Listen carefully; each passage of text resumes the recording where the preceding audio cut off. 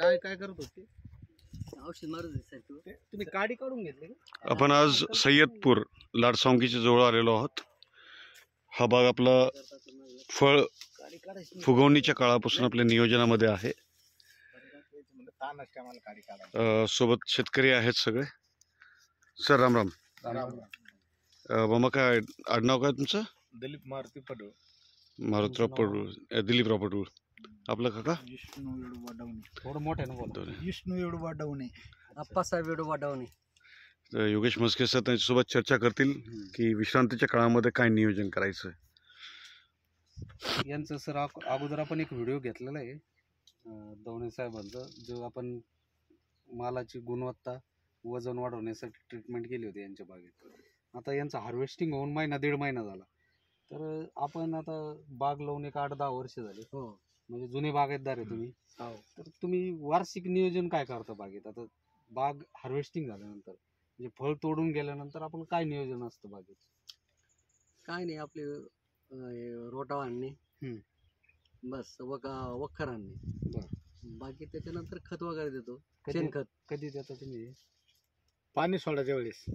अच्छा, फोडायच्या वेळेस, डायरेक्ट फोडायच्या वेळेस. हा, म्हणजे आपण ज्यावेळेस तानावर घेतली झाडं, आपण समजा डिसेंबर मध्ये तानावर घेतो झाडं, नोव्हेंबर मध्ये तानावर घेतो आणि डिसेंबरच्या 10 ते 15 तारखेला पाणी सोडतो. बरोबर. समजा त्याचे कालावधीचे, त्यावेळेस मग ते 2 पाणी आपले डिसेंबर एंड होईपर्यंत, मग जानेवारी मध्ये ते फ्लोरिंग वर येते. जानेवारी तर काही फुटतच नाही. जानेवारीच्या शेवटच्या याच्यात फुटते, हप्त्यामध्ये, जानेवारीच्या फेब्रुवारीच्या मधामध्ये त्या टप्प्यात झाडं फुटते. आपण आज किती बी पाणी भरलं अगोदर, तर आपण म्हणलो आपण आता लय ताण द्यायला झाडाला, आणि डिसेंबर मध्ये झाडं फुटायला पाहिजे, तर फुटत नाही झाडं. झाडं जानेवारी मध्येच फुटतात. मग आता ह्या काळामध्ये आपण झाडामध्ये स्टोरेज कधी आणतो, ताकद कधी देतो? काय आपले शेतकरी काय करतात, माल तोडा म्हणजे त्याच्याकडे दुर्लक्ष करतात. फक्त मेहनत करतात, मेहनत, खुरपाई, गवत काढी काढणं गिरणं, आणि नंतर त्या झाडाला पाणीच देत नाही.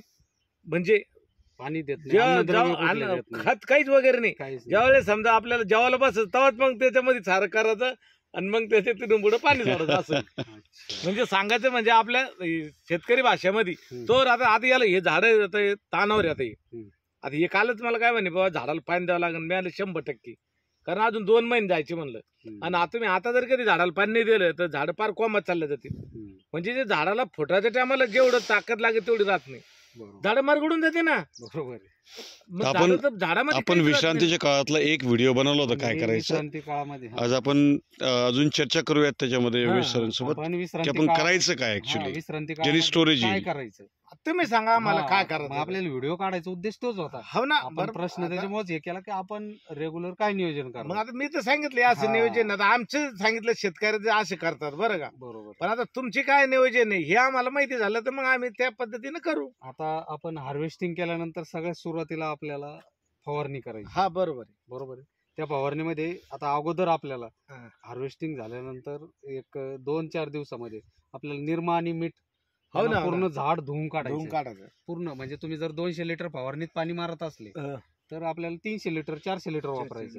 काही जास्त खर्च येत नाही त्याचा. फक्त 200 लिटर पहिलेच काय सांगितलं तुम्हाला, फक्त मारायची मेहनत आहे. 200 लिटर साठी आपल्याला 1.5 किलो निरमा आणि एक अर्धा ते पाऊण किलो मीठ, 200 लिटर पाण्यासाठी.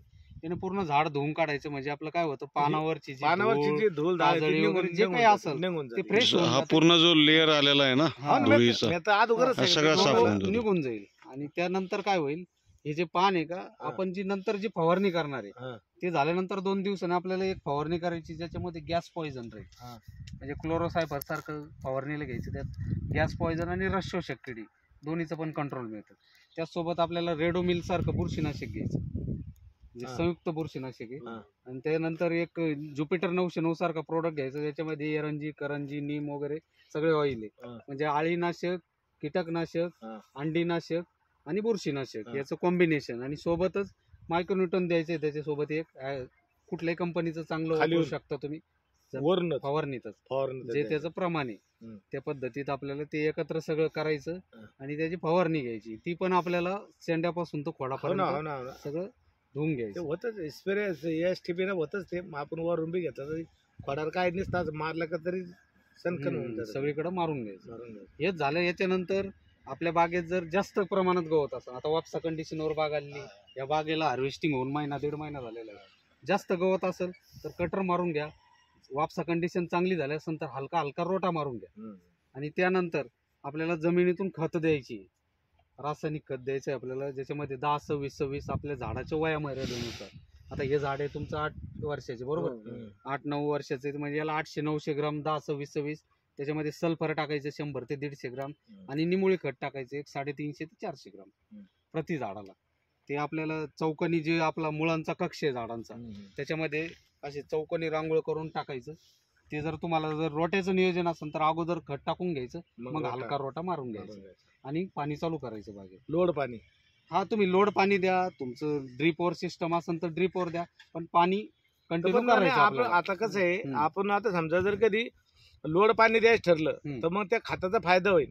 हा, मग लोड पाणी देऊ शकतो ना बरं का. आणि आपण ड्रीपनं जर कधी सोडलं तर मग आता ड्रीप इथं आहे, खत तिथं पडलं, त्या खताचा आपल्याला काय फायदा होणार आहे, त्याचा बेनिफिट भेटणार नाही ना आपल्याला. नाही, तुम्ही ड्रीपच्या लाईन 2 आहे तुमच्याकडे. अरे ही सिंगलच आहे, सध्या तर सिंगल आहे. अच्छा, मग ते असं करायला लागणार आहे, समजा आपण अगोदर पाणी सोडा लागणार आहे, जिथे वल्ल असं झाले असन तिथेच ते खत टाका लागणार आहे. खत जरी आपलं रोट्यात मिक्स झालं ना तर तुम्ही ज्यांच्याकडे ड्रीपची व्यवस्था नाही त्यांनी फ्लड पाणी द्यावं, आहे ना, म्हणजे दांडानं पाणी द्यावं. हा हा, हो ना हो ना. तुम्ही मोकळं पाणी द्या, काही अडचण नाही येत त्याला.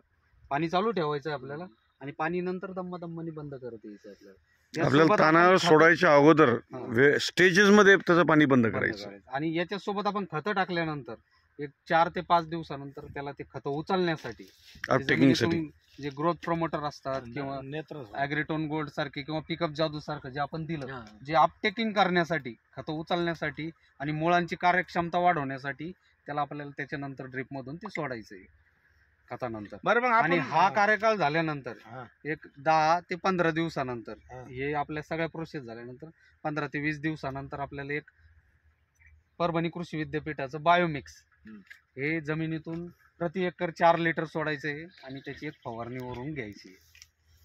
हे शेड्यूल आपलं विश्रांतीच्या काळातलं राहील. याच्यानंतर हे दम्मादम्मानी महिना दीड महिन्यापर्यंत आपल्याला हे पाणी चालू ठेवायचं आहे आणि नंतर दम्मादम्मानी बंद करत राहायचं. याच काळामध्ये आपल्याकडं जर शेणखत अवेलेबल असेल, जर आपल्याकडं खड्ड्यात असेल किंवा कुठून आणायचं असेल तर आपल्याला एका सावलीमध्ये आणून त्याचं एक चौकोनी ढीक तयार करायचा आहे. त्याला सावली करायची वरून आणि त्याला नंतर डिकम्पोज करायचं आहे आपल्याला. म्हणजे डिकम्पोज करण्यासाठी जे जीवाणू मिळतात, डिकम्पोजर नावाने येतात भरपूर कंपन्याचे, ते आणायचे आपल्याला. ते ड्रममध्ये 1-2 दिवस भिजत घालून त्याला मल्टिप्लाय करून त्याचे त्या खतामध्ये, शेणाच्या ढिगामध्ये त्यात पाणी टाकायचं आपल्याला. त्याच्या अगोदर आपल्याला ते शेण थंड करून घ्यायचं, आधी पाणी मारून घ्यायचं, त्याला पलटी द्यायची, पाणी मारायचं, त्यानंतर हे डिकम्पोजर त्याच्यावर सोडायचे. 20-22 दिवसामध्ये आपलं शेणखत व्यवस्थित कुजवलं जातं, त्याच्यामध्ये जीवाणूंची संख्या वाढली जाते. आणि शेवटच्या टप्प्यात पाणी बंद व्हायच्या अगोदर 1-2 पाणी अगोदर आपल्याला ते शेणखत मायक्रो न्यूट्रॉन सोबत टाकायचं, ज्याला सूक्ष्म अन्नद्रव्य म्हणतो आपण. ते प्रति झाड 150